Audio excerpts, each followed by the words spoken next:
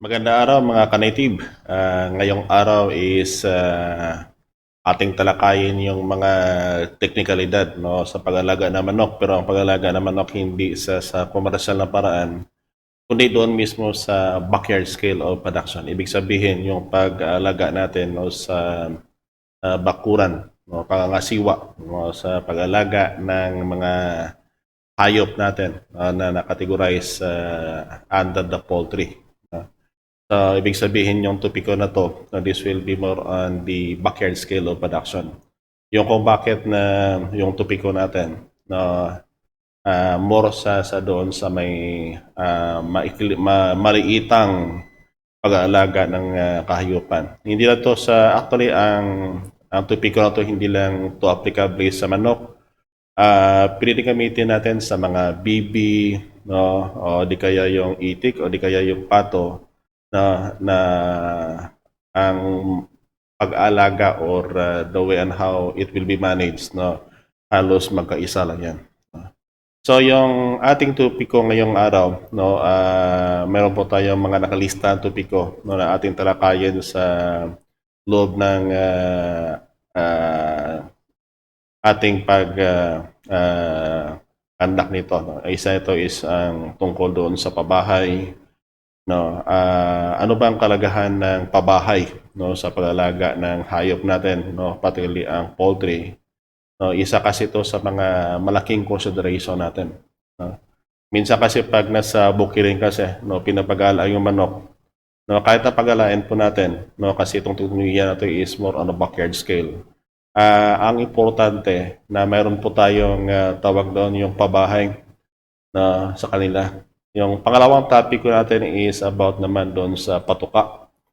So, ang patuka na to, ang ibigay po namin mamaya is more nasa doon sa pinaka-common na makikita po nyo sa paligid nyo at saka yung general recommendation natin na kung ano ang pili nyo gamiting patuka. Kasi ang isa sa pinakamahal o magastos na bahagi sa pag-alaga ng manok, bibi o itik o di kayang pato is yung patuka. No, umaabot hanggang 65% ng ating pag-alaga o paggasto sa pag-alaga ng mga hayop na yan is contributed doon sa may patuka mismo. So, idagdag natin yung topiko na yan dito para kahit paano po makatulong po tayo na mabawas-bawasan yung makagastuhan natin dyan at the same time no, kung PD pa lang, no, yung mga makikita natin sa paligid natin diyan ng mga pwedeng gawing patoka o pakain sa hayop, hindi mas mabuti at saka yung mga teknik na kung paano pa natin mabawas-bawasan no, ang mga kagastuhanan natin no, sa paggawa ng patoka. At saka yung pangatlo is yung tungkol doon sa sakit. Ano ba ang mga hindi naman lahat-lahat po ng sakit talakay natin dito, but ang importante dito is that na yung mabigyan po kayo ng mga paunang patnubay, no, kung ano ang dapat gawin para maiwasan natin ang sakit ng manok. Isa kasi yan sa mga kalimitan naging problema. So, para at least no, kahit paano po mabigyan po kayo ng konting kalaman. Hindi naman kasi lahat-lahat na lahad natin ngayon no, sa ating presentasyon. Alam ko na may mga limitasyon din, no, lalo na sa oras. Yung kung bakit na ang tatlo na muna na ito no, ang talakay natin. Baka sa mga susunod na mga araw o pagkakataon no, sa pagkita natin ulit na madugtungan natin no, ang mga kaalamang ito no, tungkol sa pag-alaga ng hayop, no, particularly ang poultry no, sa backyard or sa ating mga bakuran. So ang main purpose kasi nito, ang pinaka-goal natin is that na we can produce no, ng ating mismo na pang-ulam sa araw-araw na gawain natin. No, alam naman natin pag nandoon kayo sa mga bukirin ninyo o sa mga lugar ninyo, ang mga hayop na to, no, lalo na yung manok na yan, no, yan kasi ang pinakamura na source ng ating mga protina dyan para sa ating pamamahay. Yung itik no, para sa itlog at saka yung pato naman no, comes naman doon sa karne. No? But halos ito kasi ang gabay na to ginawa na to para po sa manok, but the technology by itself, kung applicable siya sa manok, applicable din siya doon sa mga pato at saka sa itik. So hoping that yung mga discussion dito will be focusing sa manok, but the application na can also be done, no, para sa ating mga alagang itik at saka yung pato. Now, ang bigyan natin ng pansin ngayon sa unang bahagi o yugto ng ating talakayan is yung pabahay at mga kabahagi nito. Anong ibig sabihin ng pabahay at mga kabahagi nito? Ibig sabihin yung madisenyo at saka yung mga gamit na pinating gamitin, no, para gawing pabahay ng ating mga manok dyan. No? Kasi ang isa kasi sa mga nakita namin is that na hindi naman kailangan kasi na talagang sundin yung sa commercial scale na disenyo ng housing, no, dito sa may Central Philippine University. Iba naman kasi yung ang papunta doon. It is more of what they call the commercial scale, no, sa commercial na pag-aalaga. So para at least ang ito is more on the backyard, para at least mabigyan po kayo ng idea kung paano yung maakyat. Kung may mga sobra sa konsumo sa pamamahay ninyo, yan ang ibenta nyo sa palengke, but I know that sa Antipiko na to, kahit paano po, siguradong susubra yung mga produksyon nyo ng manok dyan sa mga kabahayan ninyo. Ang isa kasi sa nakita natin, sa pag-ikot-ikot natin sa buong Pilipinas, alala ko pa yung panahon kung saan umiikot mula Luzon, Visayas, Mindanao, sa pag-ikot-ikot lang para matingnan yung mga pamamaraan, no, ng ating mga asamang magsasaka o mag-aalaga ng hayop dyan. No, kung ano ba ang pinaka-common na mga ginagawa nila para maparami yung kanilang mga alagaan na manok. Ang isa sa mga obserbasyon natin is that na kalimitan, no, ang ating mga nag-aalaga na manok, lalo na sa mga bulubunduking lugar o sa mga bukirin, wala yung specific na talagang pabahay para sa manok. Kasama yan sa bahay ng mga ari, ng mga may-ari, di ba? Usually kasi yung sa mga bukirin, meron pong lilim, o sa lilim ng bahay, doon yun nakalagay yung mga manok nila, o di kaya sa gilid ng mga dingding, doon nakasabit yung mga pugad ng manok. So ang iba naman paggabi, no, doon yan sa mga punong kahoy na umaakyat, no, doon din humahapon, o di doon na tumutulog. Kaya naging prone sila, no, sa sakit.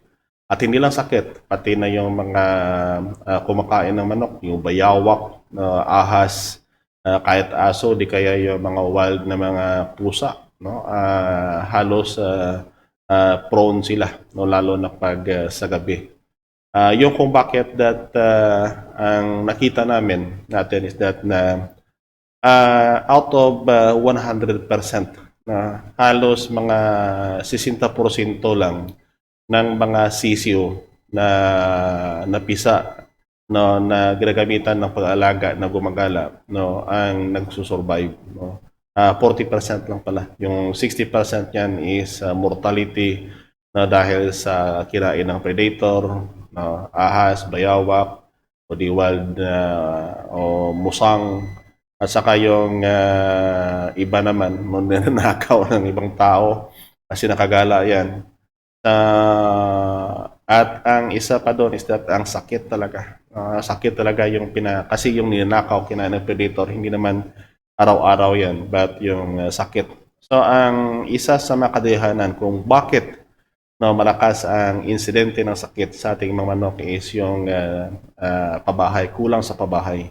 Yung kung bakit na kahit na pagalain natin yung manok natin, na dapat na isa lang alang natin, no, itong mga pabahay. But hindi lang siya ibig sabihin na komplikadong pabahay. Actually, ang nakikita po nyo dyan sa litrato is gawa yan sa mga locally available materials, kawayan, o di yung mga kahoy, no, na ginawa siya. Yung sa bandang likuran na yan, makikita po ninyo na parang kulungan na yan is ito kasi ay kombinasyon ng housing para sa mga inahin at tandang kasama na yung mga sisiyo. Yung sa likuran na banda na yan, that is ang mga brooder, na pag may liit pa yung manok, doon nilagay yung mga sisiyo kasama ng inahin, no, para at least mas makontrol nila ang paggala ng manok. No? So habang nasa sisiyo pa ang mga bagong sisiyo pa lang, mga sisiyo pa lang hanggang 1 buwan, no, diyan nilagay yan sa kulungan na sa bandang likuran.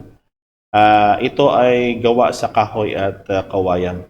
No? So pinakasimple lang na ito ang kaya nito na mailagay dito na malagaan, no, umaabot yan hanggang sa mga 10 inahin. No?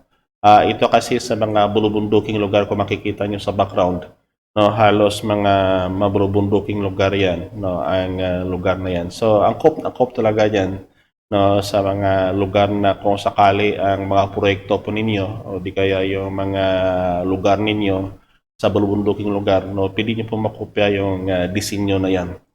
Pinapakita natin yung disenyo na yan para at least kahit paano maging guide ninyo sa paggawa ng pabahay. Basta tandaan natin, yung topiko natin ngayong araw is more on the backyard scale of production. Ibig sabihin, no, pang backyard lang to. Iba kasi yung usapan pag nasa commercial scale of production.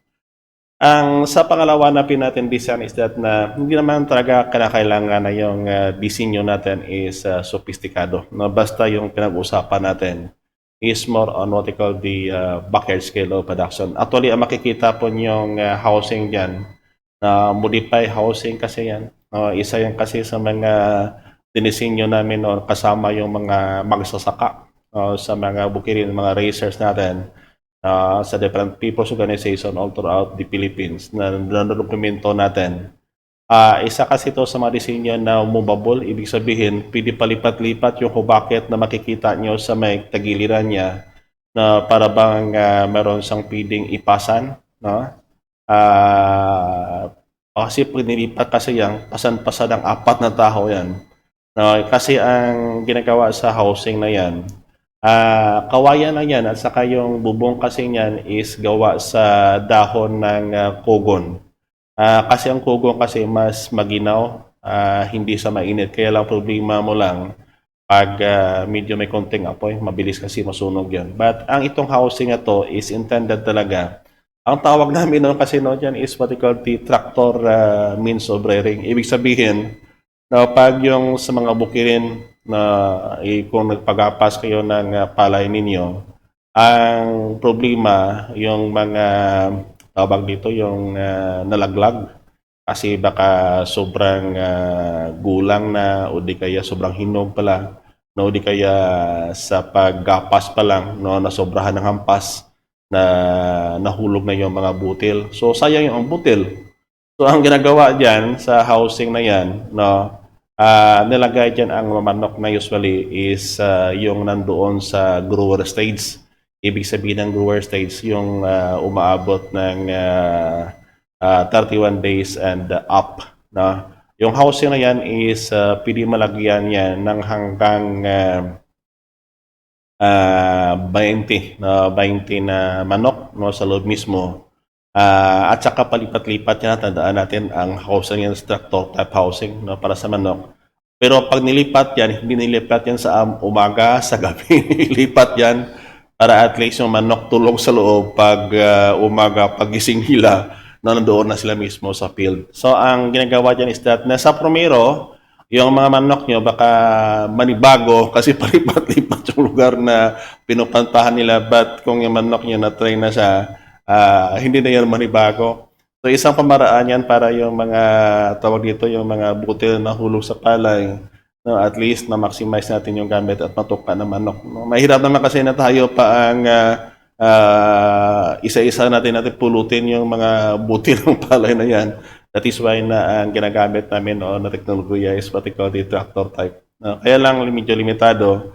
Manok kasi pag yung housing na yan, dinala mo yan sa bukirin mo na sa gabi, pag umaga, pag gising ng manok, baba sila, automatic yung mga patoka sa paligid, pili na makuha. Kahit hindi naman kahit hindi naman doon sa mga bukirin, pag yung lugar naman kasi, pag medyo malawak-lawak yung bakuran ninyo, lalo na kasi sa mga bundubunduking lugar, hindi kayo bukirin. Ang kagandahan kasi, no, pag medyo, for example, yung lugar niyo, hindi ganoon kataba yung lupa, ilipat yung housing na yan, kasi pag ikuan nyo dan, itagal nyo ng 1 linggo, doon mo lagay sa area na yan, lahat ng dumi mahuhulog sa lupa. So, gawin pa siyang pataba doon mismo sa lupa. No one way yan. At least yung manok mabalipat-lipat. Pero cost-wise, yung kung bakit na makatipid ka doon sa patuka dahil yung mga waste na doon sa bukid natin, pwede nilang matuka. But in the other form of design, hindi naman ang importante lang kasi sa housing natin is that na meron silang makapakublihan, no, kung sa at sa kamatulugan, no, ang mga manok natin, no, kung mga hayop natin, no, lalo na pag masamang panahon at sa gabi.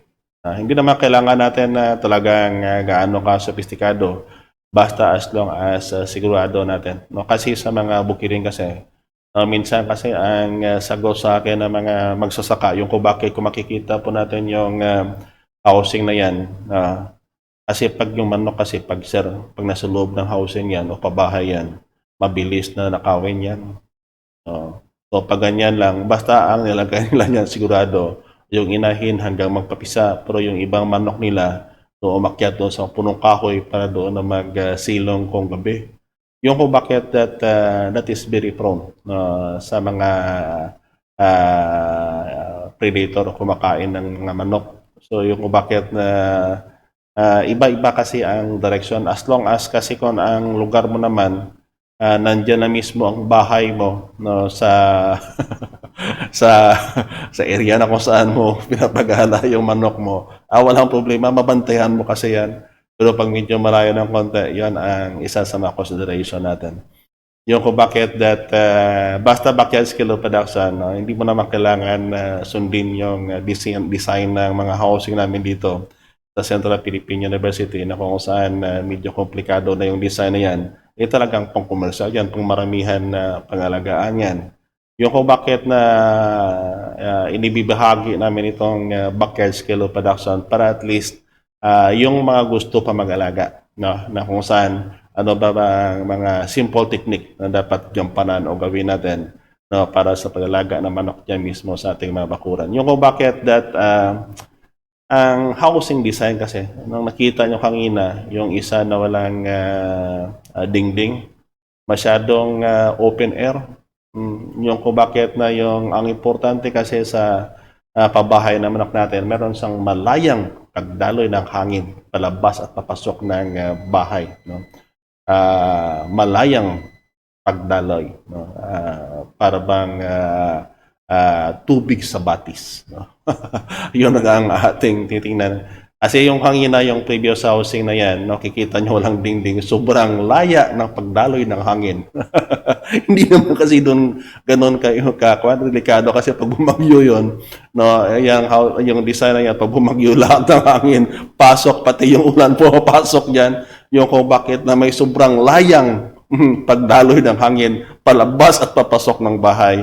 Ang pangalawa na ang sunod na pinakita natin is meron siyang dingding. Kaya lang yung dingding na yan, kasi ang manok kasi, no, kung di kaya mga bibi o itik nyo, komplementary yan. Ibig sabihin, makatulong yan sa mga paligid natin dyan. Pero ang problema natin, pag may tinatanim tayo, no, pag hindi mo kinulong yung manok mo, baka magiging piste yan. Yung kung bakit na sa design na to, no, kasi yung lugar na yan is marami ang dahon ng kugon o maraming kugon. Yan ang ginagawa nila na tawag dito yung pang-atip, no, roofing nila para at least mas maginaw sa loob. Pag may mga tanim sa paligid, ang ginagawa dyan, no, ang manok kinukulong dyan mismo sa loob ng housing na yan. Kaya lang yung housing na yan is more of what they call the colony type of housing. Ibig sabihin mula sisiw, no, hanggang sa mga inahin nandoon lang sa loob ng bahay. So ang numero ng manok na makaya niya ipasok, no, siguro dyan lang sa mga 10 inahin lang ang makaya niyan. Kasi pag sumubra na kasi, hindi naman kasya doon yung space sa housing na yan. No, kasi yung house na yan sa loob mismo, open kasi yan, no, pati yung mapugad nandoon yan sa loob. So yan kasi ang isa sa mga consideration natin that sa pagdisenyo ng housing ninyo, no, ng mapabahay na yan, tingnan natin na kung doon mismo sa bukirin ninyo, pwede bang gawin natin Lagyan natin ng mga konting tawag dito ng mga provision na kung saan pag medyo may tanim po tayo na o di kaya pag mahinog na yung mga bunga ng mga tinanim natin, lalo na pag may munggo kayo dyan o mababang pananim, pag nagbunga kasi mababa, ay recommend na kagalang manok yan, baka maubos ng manok yan. Hindi naman sila dumadala, wala naman silang dalang sako, kaya lang pag araw-araw yan, na baka maubos at saka wala kang ma-harvest. Sayang yung pinaghirapan natin. O yung kung bakit na dapat na may mga provision tayo para sa pag kailangan ikulong natin yung manok natin para hindi sa magiging piste. No? Lalo na pag may mga kapitbahay kayo, kundi kaya yung mga kapit na malapit na mga bukirin na hindi sa inyo, at saka pumunta yung manok nyo, delikado. Yung kung bakit na dapat may mga kulungan kayo. Kaya lang, ang isa pa nating tingnan is that na pag yung manok mo kasi, pag hindi naman kasi tandaan natin na basta nag-aalaga kayo ng manok na buhay, talaga nagkakasakit yan. Pag ayaw nyo magkasakit yung manok nyo at saka ayaw nyo mamatay, bimili kayo ng plastic na manok para at least hindi magastos at saka walang patayan. Pag buhay ang manok ninyo, talagang may sakit yan. So ang gawin natin, gumawa kayo ng maliit na pabahay. No? Para sa mga sakit na manok, no? Ihiwalay ito na sa karamihan para hindi makahawa. Ibig sabihin, na sa maikling salita, gumawa kayo ng hospital. Yung hospital kasi, alam nyo kasi yung ginawa kasi namin doon sa isang area natin. No? Para na tuloy-tuloy yung trabaho at saka magamit pa ang mga tirang-tirang mga kawayan, no, ang mga disenyo ng housing na yan, mga maliliit. No, yung kung bakit na pati yung cute kaya ng housing na yan. Alam nyo kung ano ang dimension yan? No? Ang dimension niya is about mga 2 pie na sa 4 na pie. Yung width niya is 2 pie at saka yung haba niyan is about mga 4 feet, 4 na pie. Yung taas niya naman, depende na siya, baka gusto yung taas-taasin ng konti, at saka gawing bahay kubo ng mga bata nyo, kayo nang bahala dyan. Pag walang manok, bata nyo lagay nyo. Pero alam nyo kasi para bang ang pag-alaga ng manok na yan, kasi parang laruan ang ginagawa namin noon. But that is an effective means. No? Epektibo kasi yan sa ginawa na kung bakit na dumami noon yung manok, no, sa respective area, no, lalo na pag-alagaan is in backyard scale. No? Kasi kahit maliit lang yan, kasi ang target natin naman, hindi naman lahat kasi sa mga malalayong lugar, no, may mga access, no, sa mga pwede magamit na pabahay na sophisticado. So, at saka hindi naman lahat na may bastante nakita o di kaya yung kapital para ipatayo ng bahay na manok. Yung kung bakit na ginawa ng paraan na kung saan kahit na tira-tira lang na mga kahoy dyan o kawayan na pili nyo magamit para gawin, maliit lang kasi, manageable sa bahagi ninyo. Yan kasi ang pinakamalaking consideration natin. Kasi pag may sakit yung manok, tapos hindi mo niya nilagay sa ospital mo, no, lagay mo niya mismo sa loob ng bahay ng manok nyo kung saan marami ang kasama niyan, baka magkalat yung sakit. Yung kung bakit na palagi sabi namin noon, na pili bang pag may sakit, dalhin nyo doon sa ospital natin. Ospital para sa manok. Yung kung bakit naman mga ospital noon, yung kung bakit na yung mga kalaman na kalap natin noon, from 2002 hanggang 2010, na hanggang 2011 o 2012 na nakalap natin doon sa mga area natin all throughout the Philippines, no, pinagdugtong-dugtong natin. At saka makikita nyo na lahat dito sa may Facebook page ng Central Philippine University, yung Philippine Native Chicken. Actually, yung mga disenyo na yan, that is being tested and proven in the field. Kaya lang ginawa natin ng mas komprehensibong pag-aaral, no, para at least mapakita natin na indeed, no, ang pag-alaga ng manok talagang may pera yan. Kaya lang kailangan natin is that na yung sapat na kalaman kung paano gawin yan. Ako kasi naniniwala ko, hindi kasi umumpisa kami, hindi kami umumpisa noon, no, on the commercial scale agad-agad. Na ang pinag-umpisahan din namin noon is yung backyard scale of production. Kaya lang, ayan kasi ang tugon natin, no, sa umakyat na demand ng manok all throughout the Philippines. Pero sa ngayon, because of the request na kung saan ang the backyard scale, yung kung bakit na ibinibahagi namin ngayon, yung kung bakit that basta nag-alaga kayo ng manok, pwede bang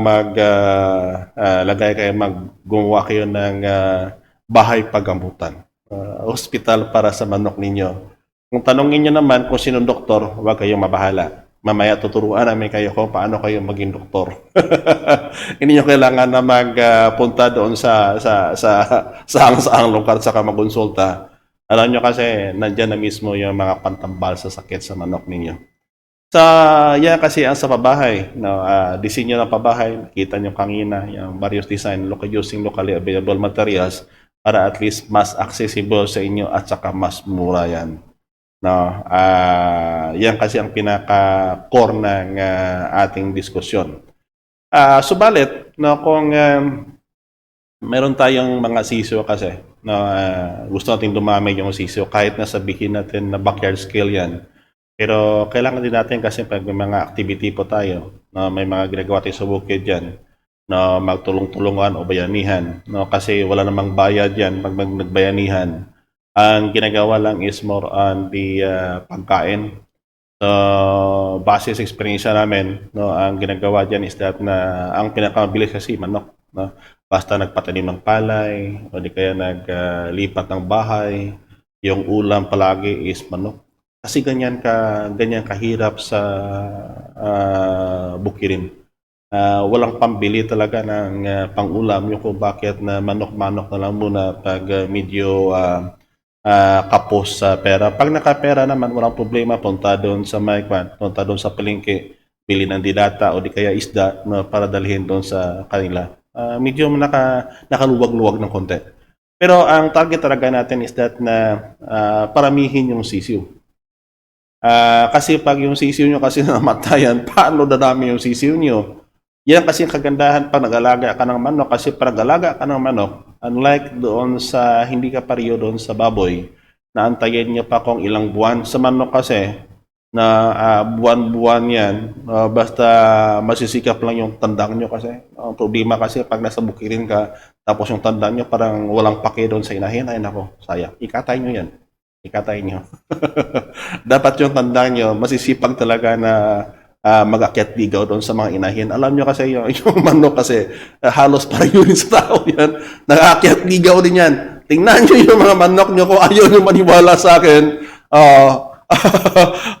Sa sobrang dami ng mga inahin na kasama niyan, may mga inahin talaga na paborito yan. Yung kung bakit na yung ibang inahin na pumunta sa ibang bahay na kasi ayaw ng apin ng tandang. So, pero kung ang target natin is paramihin natin, dapat yung bantayan natin is yung mga sisyo. Kasi yung mga inahin na tandang na yan, yung malaking manok natin, walang problema yan. Kaya nila yung tawag dito yung sitwasyon kahit na sa sakit. Tandaan nyo palagi dati yung sakit kasi na dumadapo yan, hindi doon sa tandang o sa inahin nyo. Ang kalimitan na po niya mga sisyo, yung kung bakit ang sisyo dapat bigyan nyo ng counting pansin. Hindi lang kaunti po, dapat damihan nyo na. So, ang makikita ngayon sa larawan is, ang tawag namin doon is that na yung co-op. Instead na gamitin ng brooder, ito kasi ang type ng kulungan na to. Hindi naman siguro mahirap gawin yan, di ba? At least nakikita niya. Ito kasi is that na para mapangalagaan ng mga sisiyo, itong kulungan na parang angkop talaga ang the backyard scale. Alam nyo kasi yung kulungan na yan, sa loob niya mismo, yung inahin, kasama na yung kanya mga sisiyo. Pag medyo kargado na ng dumi yung sa ilalim niyan, yung lupa, nilipat lang yan sa gilid-gilid yan para at least protektado. Kung makikita nyo yung bato doon sa tagiliran yan, yan kasi ang ginagawa para na maiangat ng konti yung pangilalim niya. Ginawa to kasing disenyo na to para sa mga lugar na kung saan marami ang mga ahas. Kasi pag yung ahas kasi, pag hindi mo nalagyan ng ganon, baka maubos yung manok nyo. Yan ang pamaraan na kung saan hindi magastos yan. Hindi mo kailangan ng ilaw, kasi nandoon na yung inahin. Ang importante lang, dapat masanay yung mga sisiyo mo na nasa loob dyan. No, kasi pag ganon, no, kasi hanggang 1 linggo ata, pwede mo mailagay dyan sa loob yung inahin mo. At saka yung mga sisiyo lang ang lumalabas. Para at least hindi sila makagala ng malayo. Akong gabi naman, nung isara nyo lang yung pagkaangat niya, protektado na yung sisiyo nyo laban sa ahas, sa mga tawag dito, mga daga. Kaya lang problema nyo, hindi yan protektado no, sa mga magnanakaw. No? Kasi mas madali, mas madali kasi na nanakawin yung manok nyo kasi nasa loob yan. Kung kayo naman, pag kailangan nyo magkatay ng manok, kayo na din mahihirapan. Pero that is one of the design na nakita natin na ginawa natin doon sa field na naging effective yan para magparami ng mga sisyo. No?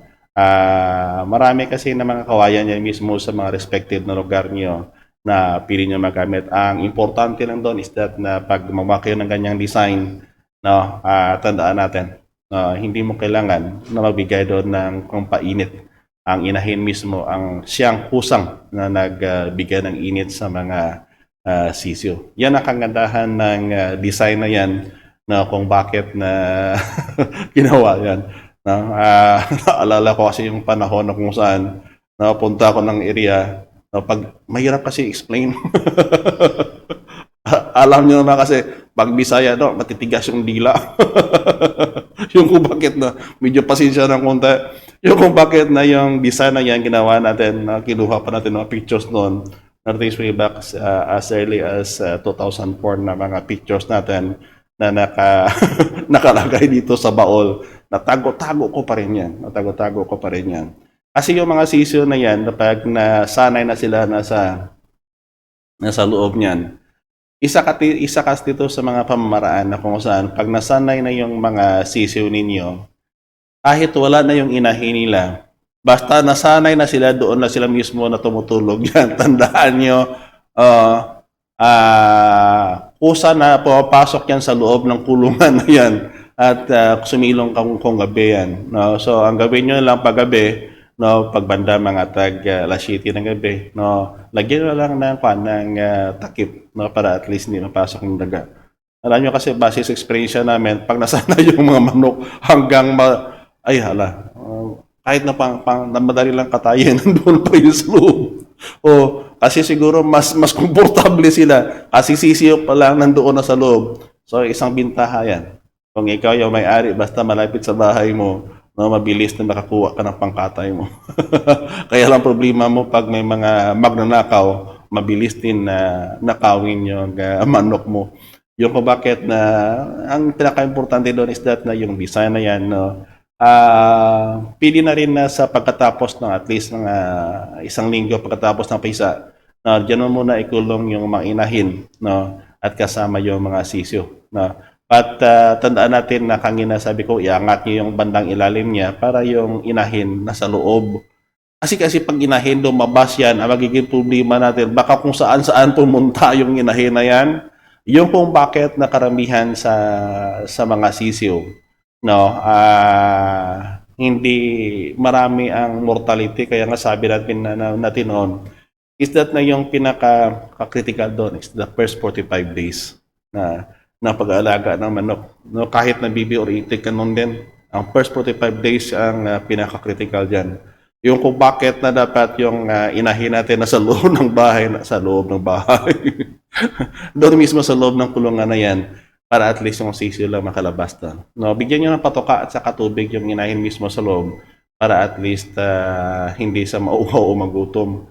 Isa kasi yan sa matiktik natin, kasi pag huwag nyo palabas yung mga sisiyo nyo, sa umaga na kung saan yung mga dahon ng damo basaan ng hamog, uli kaya umulan. Tandaan nyo, pag may mga sisiyo kayo o manok kayo ng pinapagala, pag umulan, na kung gusto yung palabasin, pwede bang bigyan nyo ng raincoat at saka payong para hindi mabasa? Kasi pag pinalabas nyo yan, nabasa yung paligid, lalo na paghamog, Ang mga sisiyo kasi nasa unang linggo niyan o kung hindi pa kumpleto yung balahibo niya, ang problema natin, kasi ang balahibo na yan, tag natin is thermoregulatory organ.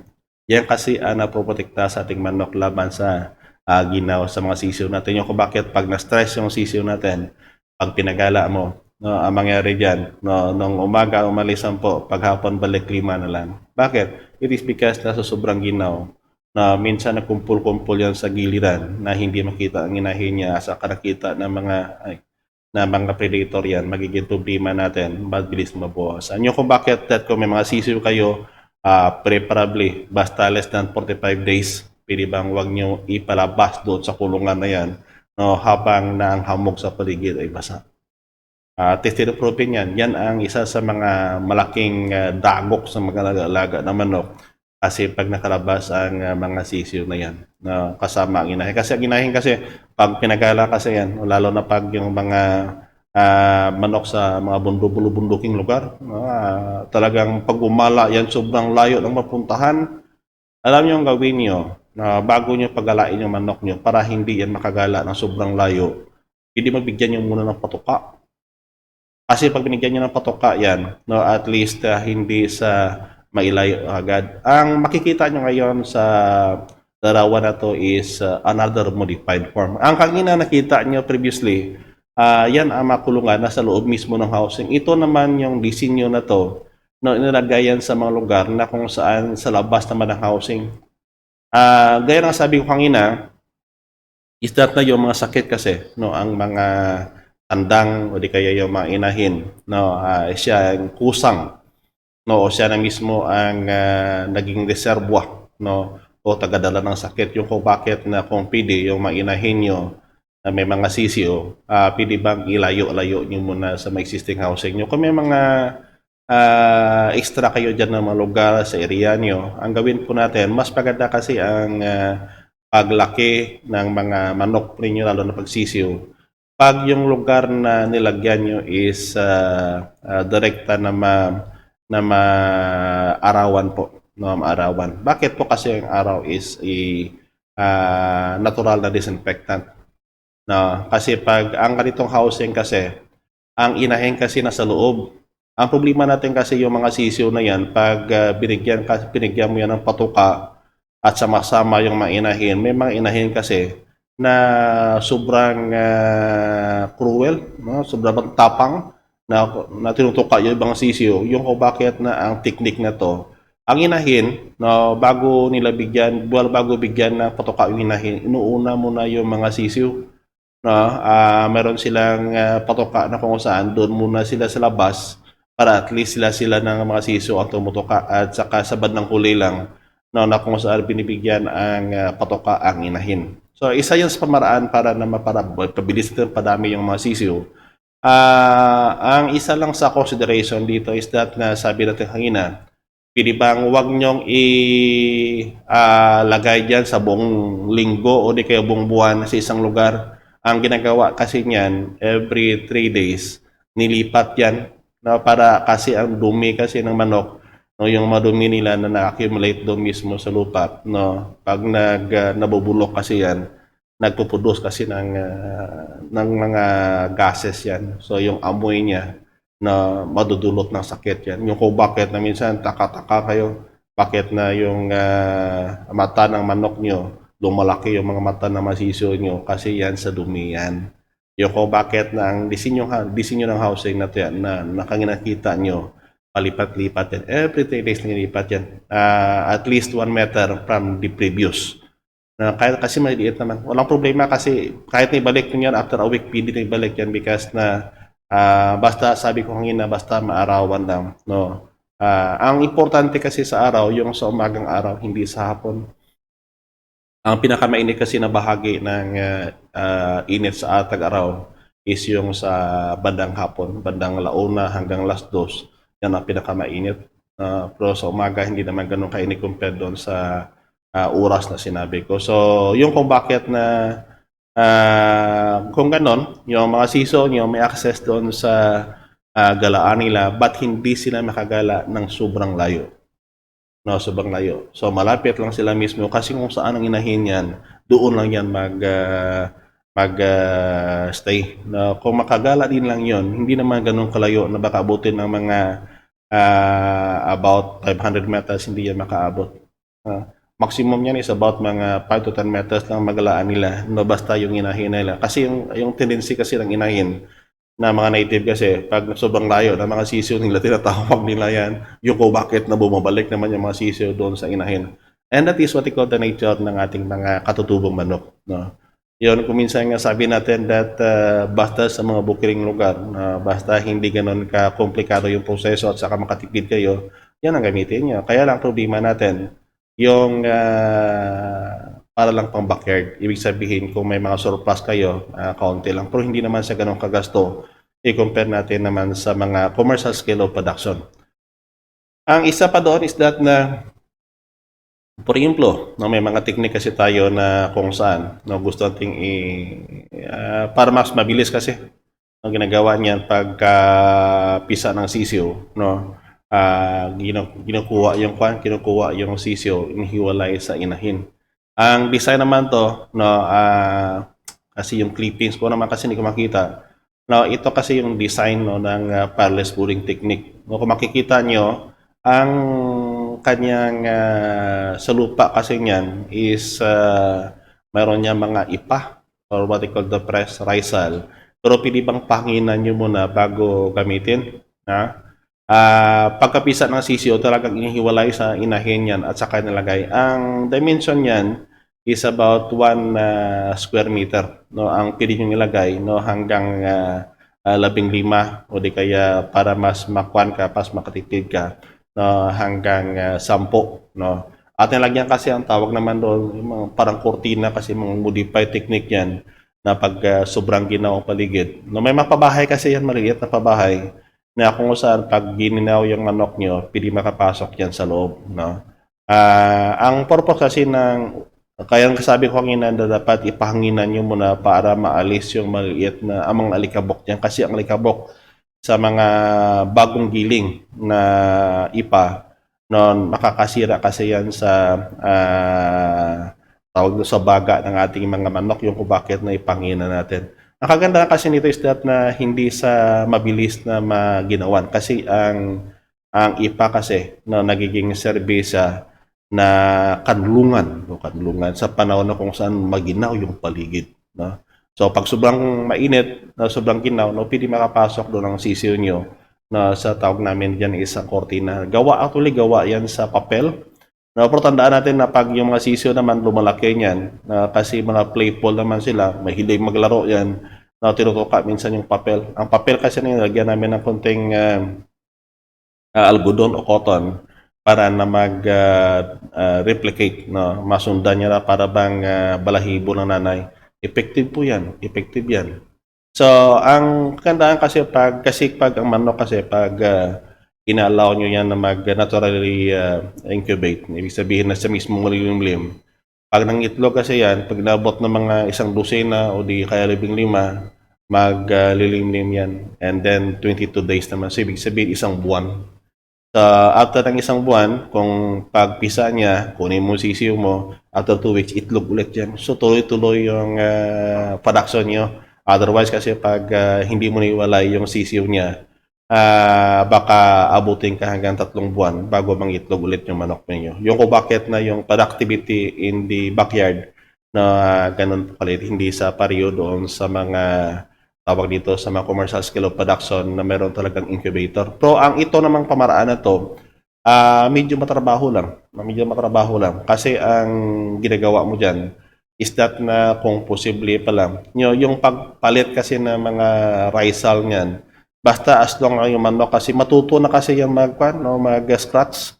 Yung kung bakit yung dumi niya pag nag-mixla yan sa ipa na yan, inihigop kasi ng ipa no, ang moisture o tubig doon sa may dumi niya. So, mabilis sa matuyo. So, walang baho, walang amoy ang ipa na yan.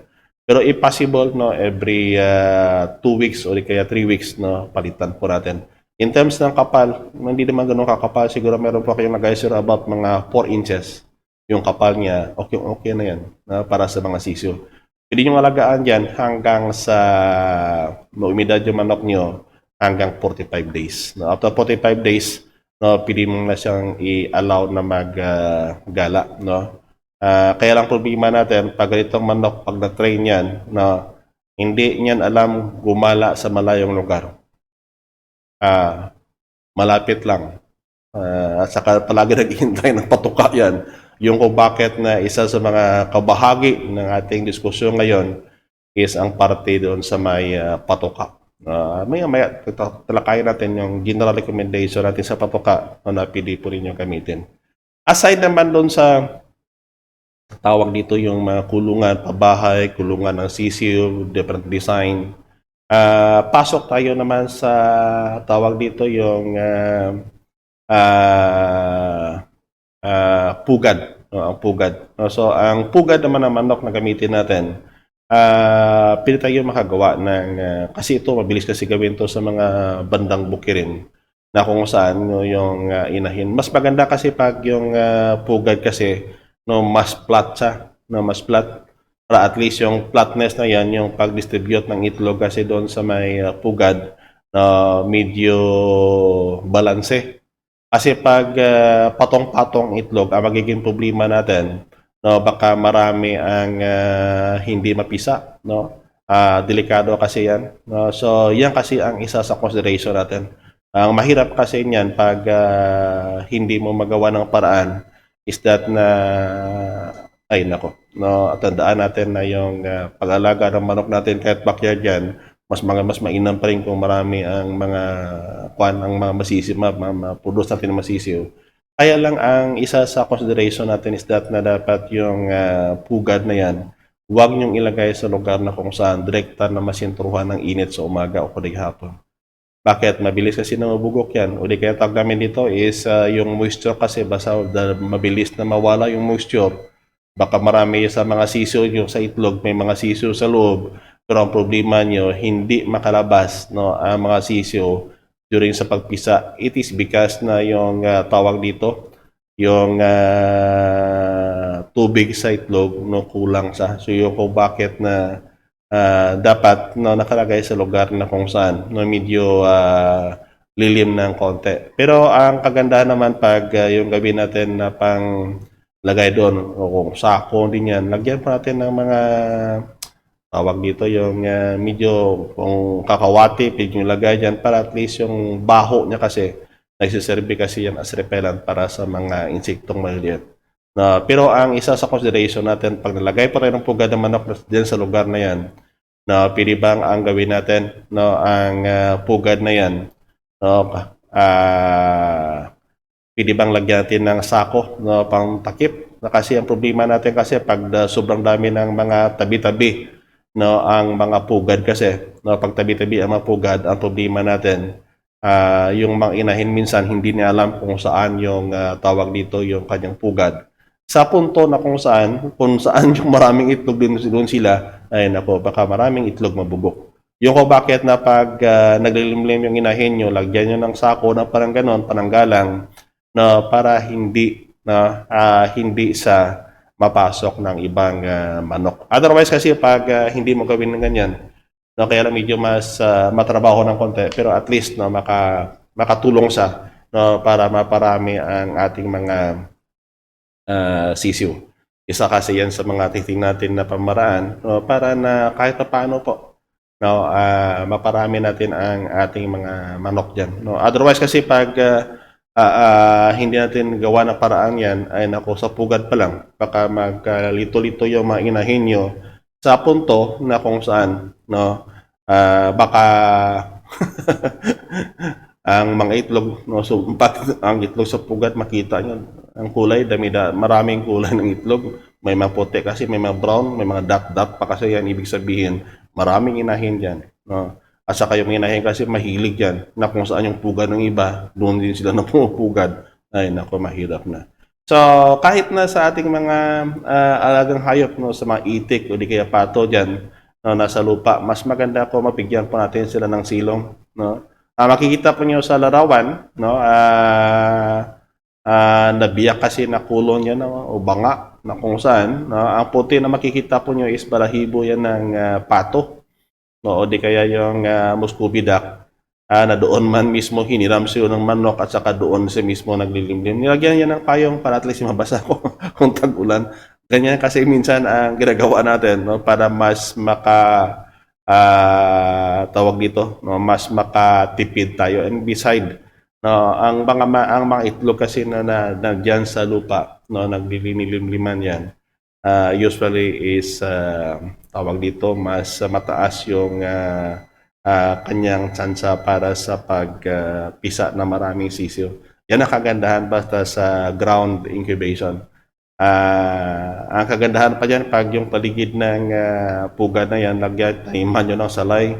Kasi pag may mga salay dyan, na ang salay kasi, na para bang itinataboy niya ng mga masusamang elemento, lalo na yung mga tawag dito, yung mga ahas. Yan ang kagandahan. No? Yung basta ang gawin natin palagi is that na pag sa manok kasi, yung pabahay, yung mga lalagyan yung sisiyo, yung mapugad kasi, yan kasi ang critical na mga bahagi, no, ng pag-aalaga ng manok na kung saan dapat i-consider natin palagi. Hindi naman kasi sa backyard scale of production, hindi mo naman kasi kailangan na tawag dito na gawin mo mas komplikado yung proseso at saka yung mga disenyo mo tamako complicated na kasi baka mahirapan din po kayo. At saka yung material na gamitin natin, local material lang, for as long as it is available in your area. No, mahirap kasi maghanap ng wala, na maghanap kayo na nandoon mismo sa paligid nyo. Pero yun lang ang isang consideration natin is that na possibly, pwede niyo magamit din sa commercial scale of production, kaya lang yung mga disenyo na yan, medyo may mga konting pagkatrabahoso. Pero sa atin naman sa mga bukirin, na ang target lang is more on the consumption, pwede nyo magamit yan, kawayan, sumandami ng kawayan. Lalo pag ikaw mismo gumagawa, mas makatipid kayo. Kung sa panahon na kung saan, medyo wala ka namang ginagawa na marami, o di kaya so bandang tanghali na mainit magtrabaho doon sa gitna ng bukirin nyo, pwede kayo na mag-apply ng ganyang technique. Tandaan natin that basta sa mga backyard scale of production, pwede nyo maabot yun hanggang mga tag 20 o 30 na mga inahin, makaya yan. Kaya lang ang isa palagi sa inhabili natin is that based on the experiences that we have in the field, sa medyo tagal-tagal na panahon, pag dumami yung mamanok ninyo, ang kailangan palagi is ang suplemento. Otherwise, pag hindi nyo kasi binigyan ng suplemento yan, baka hindi din dami. And besides, tandaan natin that yung mapabahay na yan, yung kung bakit sabi natin palagi is that pwede bang pagbigyan natin ng tunong pansin yung malayang pagdaloy ng hangin palabas at pasok ng housing. Para at least, yung sakit kasi, ang hangin is very critical, lalo na po ang araw. Huwag po kayong gumawa ng bahay ng manok nyo na sobrang laki po o sobrang lawak. Bakit? Pag hindi makapasok yung init o di kaya yung mga hangin dyan, ay nako, ang dulot niyan is sakit. Yung kung bakit na dapat isarang-ala natin palagi na ang mga disenyo. Maliliit lang na housing para at least kahit paano po hindi mo kailangan ng talagang malakihan na materyales. Kahit maliliit lang mga piraso dyan o di kaya mga tira-tira lang sa paligid, pwede nyo magamit. At saka hindi sa mahirap para sa inyo na ilipat-lipat. Kasi kung ang bahay mo naman kasi nandoon din ang manok mo sa ilalim, okay din lang yun. Basta as long as meron pa kayong paglinis palagi. So, lalo pag magtag-init kasi pag maalikabok yung lugar nyo, yung mga mites o maliit na insekto, dumadami yan. At saka kung mainit naman, tandaan nyo palagi pag mainit yung panahon, ang tawag dito yung ilalim ng pugad, lagyan po ninyo ng pet bottle o di kaya yung lata na malagyan nyo ng tubig. Ang purpose kasi niyan, magbigay yan ng moisture o hamog pakyat doon sa itlog. Kasi pag tag-araw, maraming itlog ni mapipisa, it is because sa kukulangan sa moisture. Kung tag-ulan naman, ang problema natin nabubugok kasi sobra naman ang moisture. Ang gawin nyo naman pag tag-araw, tag-ulan, pwede bang ang mga manok nyo na kung saan nandoon sa pugad niya, preferably, bigyan din niyo ng patoka para at least hindi sa gaano ka layo maghanap ng patoka. Kasi ang common practices ng mga racers natin, is that na ang ginagawa nila, no, hinahayaan lang yung manok na hindi makapatuka o kung mabigyan ng patuka yan.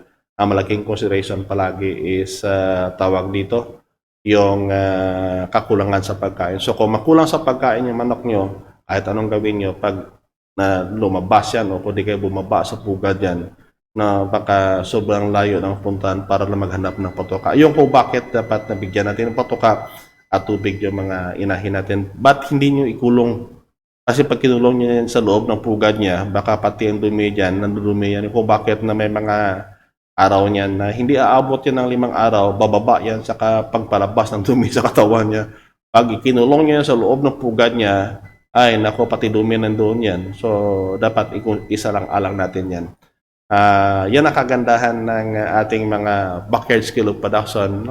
Kasi kaunting trabaho, kaunting lang manok nyo, so kaunting trabaho lang. But yung kaunting manok nyo, pag mabuti kayo mga alaga at saka may mga provision tayo, o binibigyan din natin sila ng pansin. Lalo rin yung pabahay, yung pugad, at saka yung mga pabahay para sa mga sisiw sa kayo na henyo, mabilis na dumami ang manok nyo. Kaya lang periodically, ibig sabihin may mga panahon na minsan bakante yung linggo na wala po kayong mabibenta na manok kasi hindi nakaprograma kasi hindi naman kasi primarily it is not being raised for market. Ang intention lang talaga is for household consumption, no? Sana yung topiko na to, no, sa yugto na to, no, makatulong para sa inyo, no, lalo na sa pagdesisyon kung paano gawin ang mga disenyo ng housing nyo. Existing housing nyo, alam ko na may existing housing kayo na konting modifikasyon lang, no, para na mas maparami pa natin ang mga manok na pili nyo alagaan. So, sunod naman natin na pag-usapan ang isa namang topiko tungkol sa patuka at sa mga sakit ng manok po ninyo.